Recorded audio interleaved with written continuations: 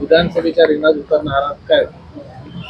स्वाभिमानी शेतकरी संघटना शिरोळची जागा लढवणार आहे, 100% खरं आहे आणि आम्ही लढवणार आहोत, कारण अनेक वर्षापासून ती जागा आम्ही लढवतो।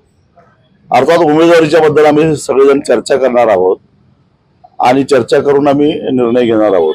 सध्या महाराष्ट्रामध्ये स्वाभिमानी असेल, शरद जोशींची संघटना असेल किंवा BRS असेल, अन्य काही छोट्या मोठ्या राजकीय पक्षांना एकत्रित करून आम्ही एक परिवर्तन आघाडी निर्माण केलेली आहे। उद्या आम्ही परिवर्तन आघाडीच्या वतीनं मी, माझे आमदार शंकरअण्णा धोंडगे, माझे आमदार वामनराव चटप, आम्ही बाळासाहेब आंबेडकरांना पुण्यातही भेटणार आहोत।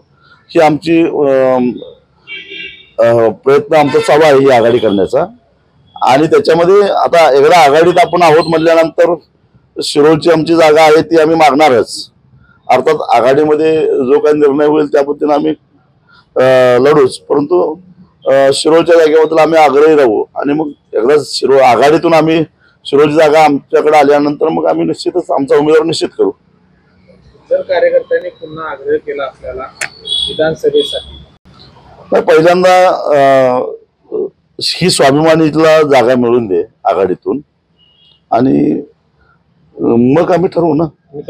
परिवर्तन मी लोकसभा लढवलेली आहे आणि पुन्हा लोकसभेमध्ये जाऊन किंवा राज्यसभेमध्ये जाऊन, राज्यसभा तर शक्यच नाही आम्हाला, पण लोकसभेमध्ये जाऊन मला MSP गॅरंटी कायदा पास करून घ्यायचा आहे।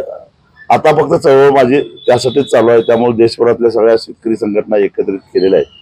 आंदोलनातून काहीतरी अघटित घडलं असतं, त्यामुळे केंद्राने तिन्ही कृषी कायदे मागे घेतले, हे बरं झालं अशी टीका भाजप खासदार कंगना राणौत यांनी केली। कंगना राणावत यांचं हे जे वक्तव्य आहे ते अतिशय उथळपणाचं आहे, बेजबाबदारपणाचं आहे आणि भारतीय जनता पक्षानं जरी त्या वक्तव्याशी पक्षाचा संबंध नाही असं म्हटलं तरी सुद्धा कंगना राणावत या भारतीय जनता पक्षाच्या खासदार आहेत, ते विसरून चालणार नाही। तेव्हा अशा प्रकारे घोर अपमान करणारे, शेतकऱ्यांचा अपमान करणारे वक्तव्य ज्यांनी केलेलं आहे कंगना राणावतने, त्यांच्यावर त्यांनी कारवाई केली पाहिजे आणि पुन्हा असं वक्तव्य होणार नाही याची त्यांना ताकीद दिली पाहिजे। साधी गोष्ट आहे, या आंदोलनामध्ये जवळपास 750 शेतकऱ्यांचा बळी गेला। तिथं जवळपास वर्षभर मीडिया सातत्यानं हजर होता, गुप्तचर यंत्रणा सरकारची सगळी हजर होते। सरकार त्यावेळी वारंवार या चळवळीमध्ये फूट पाडून या आंदोलनाला बदनाम करण्याचा प्रयत्न करत होते। जर अशी घटना घडली असती तर ते गुप्तचर यंत्रणेच्या नजरेतून सुटली असती का, मीडियाच्या नजरेतून सुटली असती का? मग अशा प्रकारे शेतकऱ्यांच्या चळवळीला बदनाम करण्याचा प्रयत्न एखादा जबाबदार लोकप्रतिनिधी करत असेल तर त्या पक्षानं त्यांच्यावर कारवाई केली पाहिजे, अन्यथा देशातला शेतकरी भारतीय जनता पक्षाच्या विरोधामध्ये गेल्याशिवाय राहणार नाही।